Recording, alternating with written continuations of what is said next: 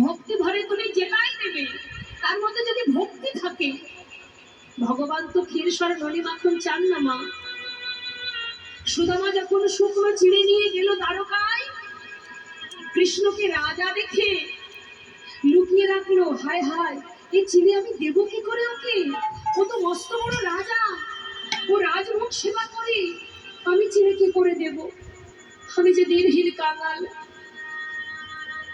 করুণাময় গোবিন্দ সবই তো জানে বাবা, কি ছলনা তার। সুদামার চরণ ধৌত করছে আর জিজ্ঞাসা করছে, বন্ধু এতগুলো বছর পর এলি, আমার জন্য কিছু আনিসনি? সুদামা বলছে, জানিস কানাই, নিজেদেরই খাওয়া জোটে না, তোর জন্য কি আনবো বল?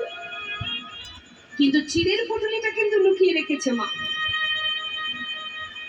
গোবিন্দ মনে মনে বলছে, বন্ধু তুই ভেবেছিস আমি রাজভোগ সেবা করি, তোর আনা শুকনো চিড়ে আমি খাবো কি করে?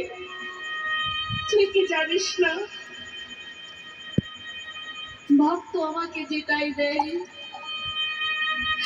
ভক্তির ভালোবাসার যে বস্তু, আমি যে অমৃত স্বরূপ গ্রহণ করি।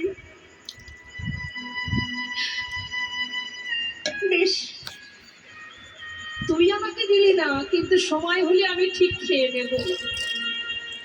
সুদামাকে বলেছিল, সুদামা রে, যে চিড়ে দিতে তুই দ্বিধা করছিস, আগত কলিযুগে গৌর হয়ে আমি নদিয়ায় যাব বটে, কিন্তু যত সময় দাঁড়ে দাঁড়ে ভিক্ষা করে ওই চিড়ে মাটির মানুষাই আমায় সেবা না দেবে, আমি কিন্তু কলিযুগে সেবা করব।